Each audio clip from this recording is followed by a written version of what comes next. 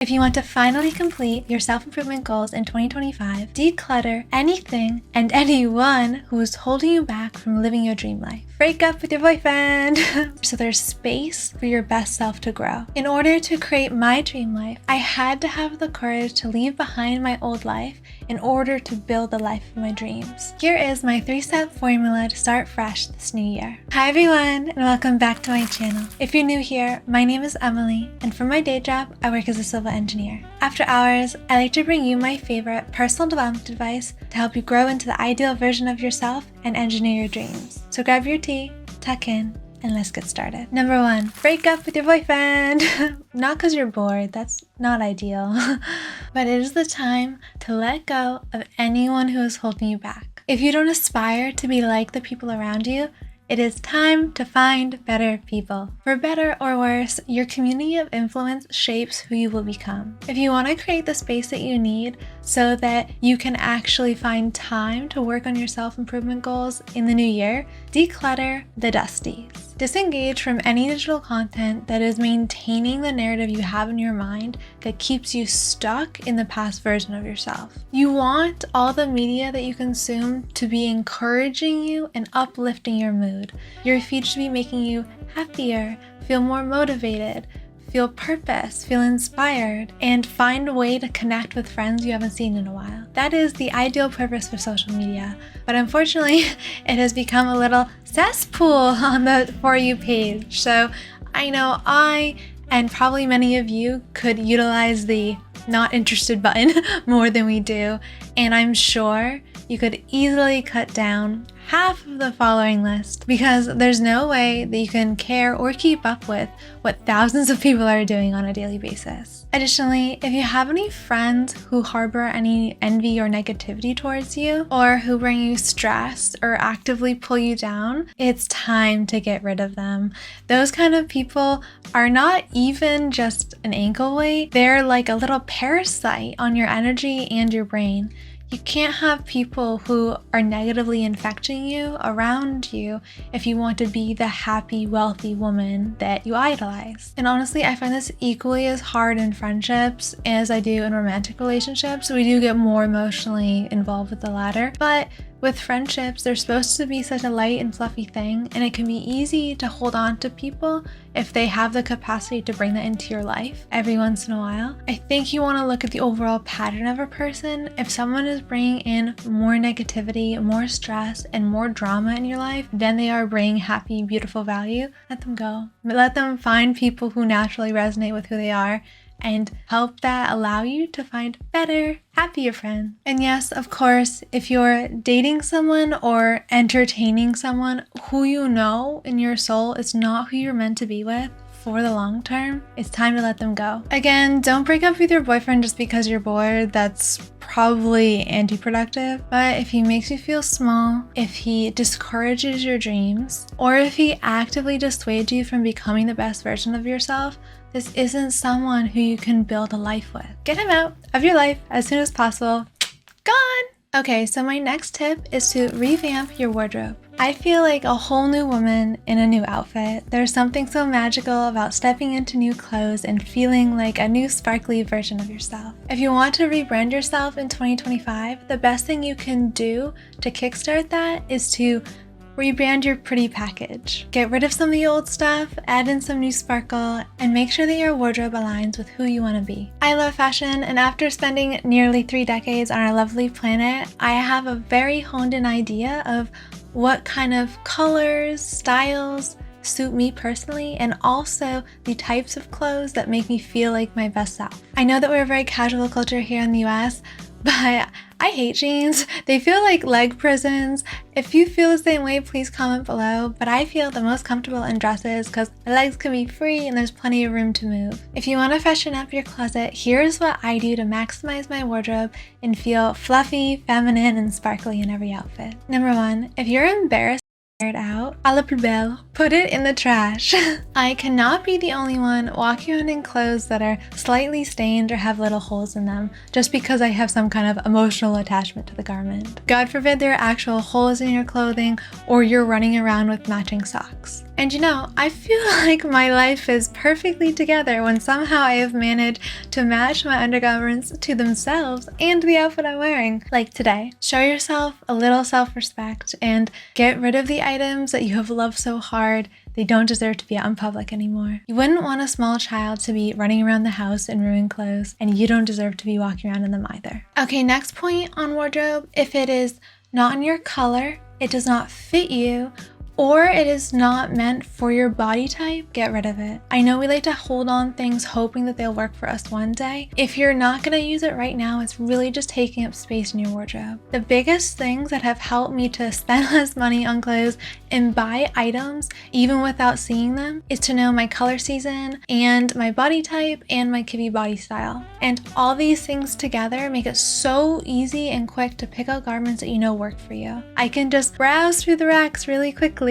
pick out things in my personal colors, and know that they'll suit my complexion and make me feel glowing. If you start dressing for the body you have and enhancing your natural features through your fashion, you'll instantly have a bit of a glow up and be more radiant and beautiful. You can do an in-depth in-person color analysis where they swatch all the different shades on you, but if you want to do just a quick one online, I'm going to definitely link in the description for you different quizzes that you can take to help understand the body that you have so that you can make it look sparkly and glowy. Okay, so the next part in our decluttering journey is to stop living in a pigsty. On camera, it may seem like everything in my home is pristine and perfect. Ha! But I fooled you!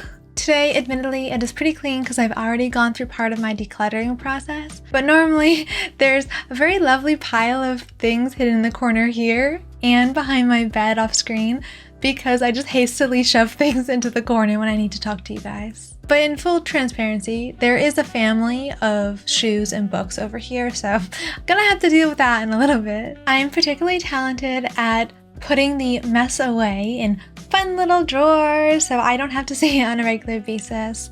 That kind of works as a band-aid in the short term, but I actually feel like in the long run it causes me more stress because it inhibits me from getting to the things I need to easily to get myself together in the morning. So the time has come for you to finally declutter the mess that you've been hiding from yourself. My first recommendation for you in this general cleaning process is to declutter any of your junk drawers. And for me, that mostly consists of my vanity because for whatever reason, all my makeup products like to sprawl everywhere. It is annoying to get into that personal vanity when I'm trying to do my makeup in the morning. So if I was in the mood to buy new furniture, I think the first thing I'd buy is a new vanity because this one's terrible. If anyone knows the creative directors at IKEA, please tell them that they need to make drawers that slide out all the way so that I can get to the stuff and back. Like, this only opens part of the way. It's endlessly frustrating. But particularly when I'm busy, I do haphazardly throw things in the drawers, and it just makes it harder for me to get to what I need to when I'm later in a rush to get ready. When I'm looking through my makeup to declutter, I'm trying to get rid of any things that I know I don't use enough, and also anything that's expired. I know it can look like a pan of makeup is perfectly fine after a year and a half, but I'll like put up the expiration dates for typical makeup. It's not good for your skin to be wearing expired makeup. You will give yourself styes, those little bubbles on your eyelash. You could cause yourself a breakout because bacteria breeds in these little pans in the makeup and also in your brushes. So you're not helping anyone if you're giving yourself breakouts as you try to put cover up to cover them up. My next suggestion, if you want to live in a sparkly home, would be to create a regular cleaning schedule for yourself. Or better yet, get yourself a house cleaner. I do aspire to have a cleaner one day, but until then, I highly recommend the Fly Lady cleaning method. This helped me to create some structure around my housekeeping needs so that it doesn't feel like a giant overhaul every time that I need to clean. People in my family are in the habit of like cleaning once a week, but if I have to set aside 4 hours of my weekend to cleaning, I'm just not gonna do it. Like, that's a wasted half of my day that I could be enjoying relaxing and having fun. So I like to do a little bit every day to kind of keep things looking sparkly and to make it feel like it's not a giant chore to clean my house. And the next suggestion that I have for you guys is to do a wardrobe deep clean. So I already suggested to be throwing away anything that's not your color, your size, or in your body style. But I also think this is a great time to mend anything that you deeply love that you know has a little more life in it. I have a jacket, for example, that I've worn for years, and it definitely needs to be dry cleaned, and it definitely needs to have like a little liner hole mended, and that's an easy thing for a tailor to take care of, and it's not going to charge you a lot. So if you know something has more life in it, bring it to a professional and they can make it look brand new. This also will seem a little bit extra when I say it, but you have to clean your shoes. If you're embarrassed to put your own feet in your shoes, it is time to clean them. I actually throw most of my sneakers in the washer. I don't think you're supposed to do this, so please don't ruin your shoes if you haven't done this before. But I find most of the sneakers I own can be popped in the washer and they'll be fine. These guys just came out of the washer and they look perfectly new to me. So I've had these for probably 2 years and I can easily keep them looking white and sparkly if I just add a little life into them with some cleaning. And I do get new shoelaces on Amazon, super cheap. I like to buy the bow ribbon ones because they make it cuter. And also I find laces are really hard to clean and make white again. So I just get these laces and then I put them back in the shoes and it's like a brand new me. If it's not a type of shoe that I can pop in the wash, like a suede leather or any kind of boots really, or heels, I typically use some kind of wipe, like a makeup wipe, a Lysol wipe, or specific shoe cleaning wipes to get some of the gunk off of it. And I will clean both the underside of the shoe and the part where your foot goes. I know no one sees the part where your foot goes, but you step in there every single time you wear the shoes.